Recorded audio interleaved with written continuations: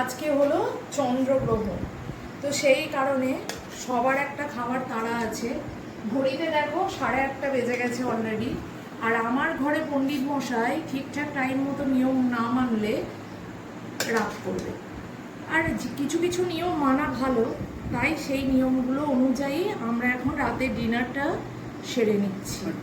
ছোটবেলায় এই চন্দ্রগ্রহণ সূর্যগ্রহণ খুব ভয় পেতাম, তার কারণ মনে হতো, বলো গল্প শুনতাম না, রাহু চন্দ্র বা সূর্যকে গ্রাস করে ফেলবে, খেয়ে ফেলবে। আমি খুব ভয় পেতাম, তখন বলা হয়েছে এবং শেখানো হয়েছে, সেই কারণে ভয়টা পেতাম।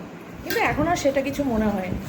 এখন যদি আমাকে নিয়মের বাইরে কিছু করতে বলা হয় আমি বেশি খুশি হই। শুধু আমার এই পণ্ডিত মশাইটার জন্য নিয়মের মধ্যে একটু বেশিই চলতে হয়। তবে কিছু কিছু নিয়ম মেনে চলা ভালো। নিজের ভালো থাকার জন্য আমি যতটা না নিয়ম মানি, মানে আর বাকি দুজনকে ভালো রাখার জন্য আমি সেই নিয়মটা মানার চেষ্টা করি। তো তোমরা কে কিভাবে এই গ্রহণটা এইভাবে খাওয়া দাওয়া করে নিলে কিনা এই সময়ের মধ্যে একটু কমেন্টে জানিও তো, কে কেমনভাবে মানো বা পালো।